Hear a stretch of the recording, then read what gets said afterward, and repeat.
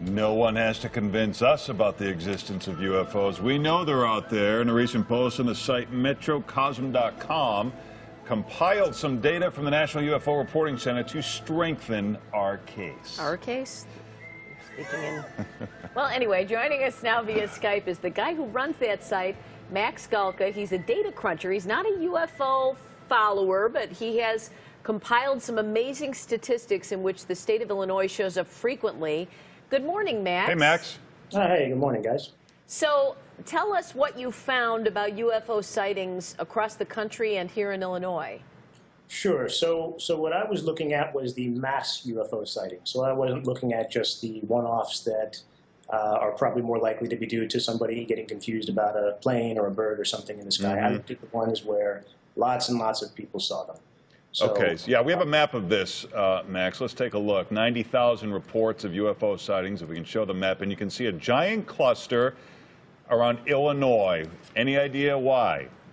Yeah, so it turns out Illinois doesn't have that many sighting reports in general. It's just it has some very, very large ones.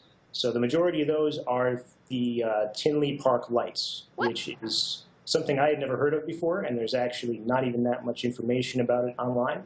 But it is by far the most witnessed, most reported UFO event in recent history, at least. Meaning, like, this happened on more than one occasion and multiple people saw it, or what is your criteria?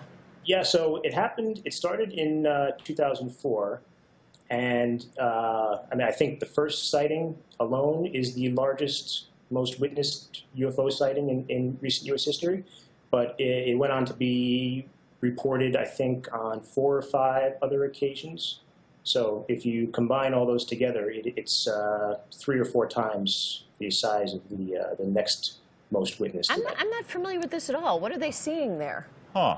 There it is, yes. The most corroborated UFO sightings, and you see there are 3 there from Tinley Park in the top 10. And corroborated just meaning there's multiple people seeing the same thing. I'm just wondering what they're seeing.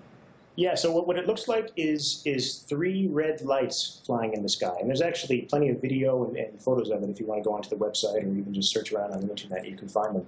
So you can see it's, you know, I don't know what it is. I've heard some of the different possible explanations. Yeah. But, well, the fact that a lot of people saw it, Max, really, I mean, it could have been a guy sending up flares as a joke. And if 100 people call the police with it, that might lead to something like that. Yeah, sure. Sure. Yeah. All right. What about July 4th, 2012? That is, I'm sorry, yeah, July 4th, mass sightings. You say it's not because of fireworks?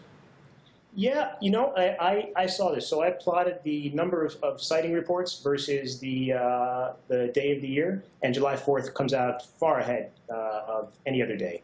Right? So there's something going on there. The obvious explanation is that people are seeing fireworks, but when you look at some of the videos and photos that are captured, it seems pretty clear that they are not fireworks. And this is known as the Washington Fireball? The old Washington Fireball. What? Do we have any information on that, or? Yes. Are you asking me? Yeah.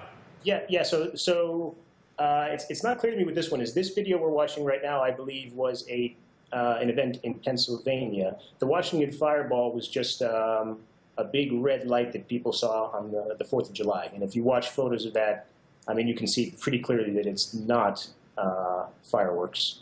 So, you know, I have my own theories. What kind of theories, Max? Come on. Come on, we're on TV, Max. Let's do it.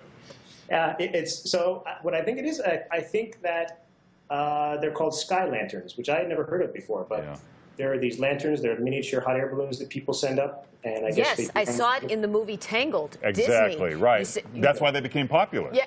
No, seriously. Seriously? I wonder, Max, do you know what we're talking about? They did those in that animated movie? No? I haven't seen that. When did that one come out? As you know, it came out probably 2011 Yeah, but when they 12. started selling those with fireworks, and the kids just loved them. I know we did. No, I mean, since they're illegal, we didn't do it, but I have heard people have done it. And it does when they're going what you can't tell what it is or how big it is or how far away it is. Max, we're helping you out. So you just I appreciate that. Yeah. So Max, if people want to go to your site, I think they're probably wonder, are you a firm believer in UFOs, or are you just strictly looking at the numbers and the facts of what the number of reports are?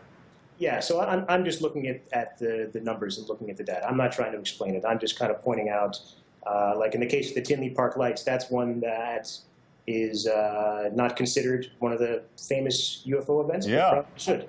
So it's really kind of a mystery what those actually were. So you're using the numbers not to give us answers, but to come up with the right questions, and we will follow that with our Ion 9 unit, Max. We'll have that report for you in probably a couple of years. All right. We're running a little thin these days. Yeah. Thanks, Max. Thanks, Max. His site is metrochasm.com. It's good stuff. Boy, look at us helping people all the time, Larry. Take that, Paul, and your shrubs.